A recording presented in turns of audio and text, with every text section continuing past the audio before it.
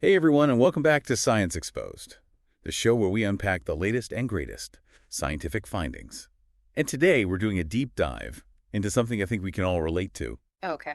our morning alarms. As always, these deep dives are brought to you by the brilliant Dr. Cameron Jones, PhD, who curates all the fascinating topics we cover. So, let's jump right in.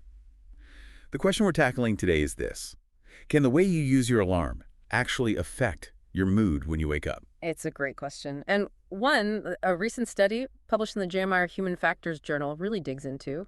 They looked at how people use their alarms and compared that to how they felt in the morning. And there were some pretty interesting connections. Okay, I'm all ears. Spill the beans. What do they find? Well, for starters, let's talk about the snooze button. You know that feeling of relief when you hit it? Oh, yeah. Yeah. But the study found that people who hit snooze a lot or take a long time to turn their alarm off actually end up feeling less happy and more tired. Hmm. So it's like delaying the inevitable just makes it worse. It seems that way. Okay, makes sense. But what about the time we set our alarms for? Does that make a difference? It does, and this is where it gets a little surprising. You'd think waking up earlier would make you more productive. But the study found that people who set their alarms for later actually reported feeling more peaceful and refreshed. Wait, hold on. So sleeping in is actually good for you? Well, it's not quite that simple, Hmm. but it likely has to do with our natural sleep cycles, our circadian rhythms. You know how some people are morning people and others are night owls? Yeah. Our circadian rhythms are a big part of that. And when we force ourselves to wake up before our bodies are ready, it can mess with those rhythms, leading to grogginess and even irritability. So it's about working with your body's natural clock instead of against it. It seems so simple. But I bet most of us are guilty of ignoring it. I think you're right.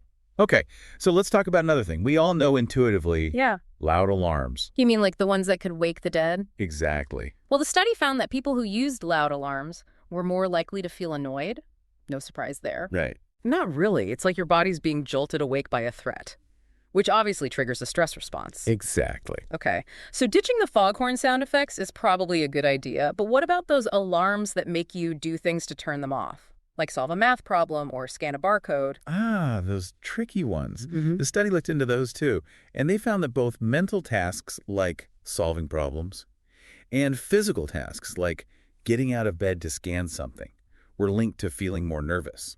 Interesting. So it's like you're demanding too much from your brain or body before it's fully awake. Exactly. And that can be overwhelming, Yeah. leading to that feeling of stress. So maybe easing into the day is a better strategy than jumping straight into a mental or physical workout. But the data seems to suggest that. Okay, this is where it gets really interesting. The study found that people who used alarms with labels, like morning yoga or big meeting prep, actually reported feeling more hopeful and happy. Wait, really? Just adding a label to my alarm can change how I feel? It might sound strange, but it's about the power of intention. By labeling your alarm, you're not just waking up to a sound, you're waking up with a purpose in mind. Wow. So like a mini pep talk for your brain before you even open your eyes. Precisely. That's fascinating. Instead of wake up, you lazy bum, mine is going to say seize the day. I love it. Find a label that resonates with you and speaks to your goals for the day. All right. So we've talked about snoozing alarm times, loudness labels. Yeah. Anything else this study uncovered? Yes. There's one more finding that's worth mentioning, and it has to do with the weekend effect. You mean that feeling of waking up on a Saturday and just feeling lighter? Exactly. The study found that people reported feeling happier and more peaceful when using alarms on weekends compared to weekdays. Weekends are the best. I know, right? And it's not just because we get to sleep in. It goes back to those circadian rhythms we were talking about. On weekends, we're more likely to wake up naturally, in sync with our internal clocks, even if we're using an alarm. So it's not just about getting more sleep, but about getting better quality sleep.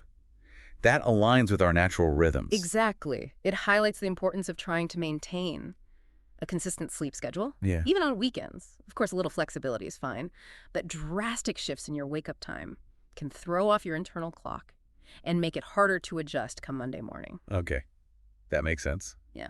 But let's be real.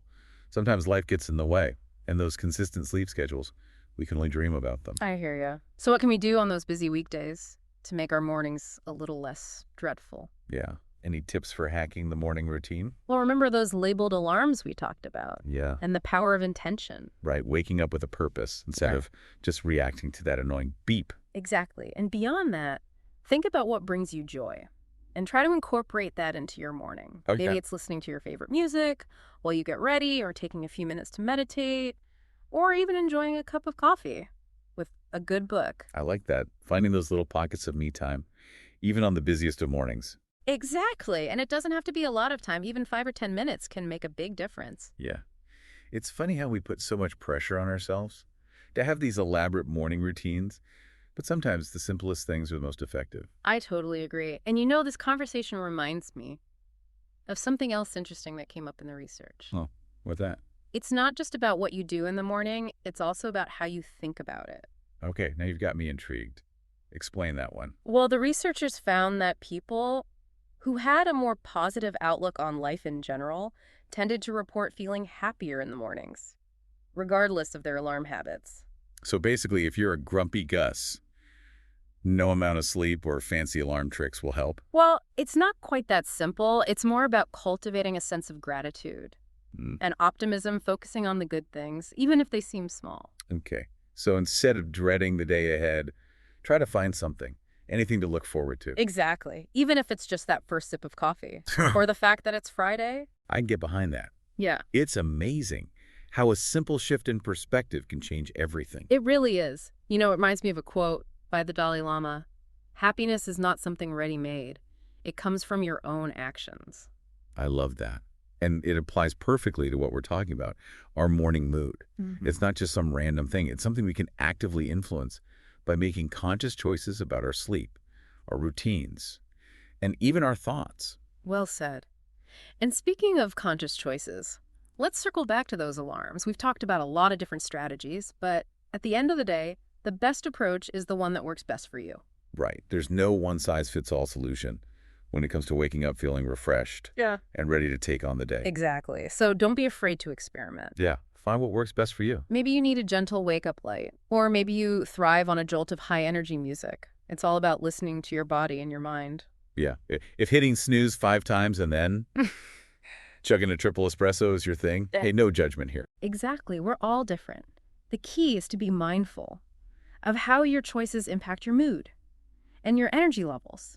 If you're constantly feeling groggy and stressed, maybe it's time to experiment with some of these strategies. Yeah. It's about finding what works for you and being open to trying new things. And it's not just about the alarm itself, it's about the whole morning experience. Sure. What do you see when you first open your eyes? What do you smell? What's the first thing you put in your body? All of these sensory experiences can influence how you feel. That's interesting. I never thought about it that way.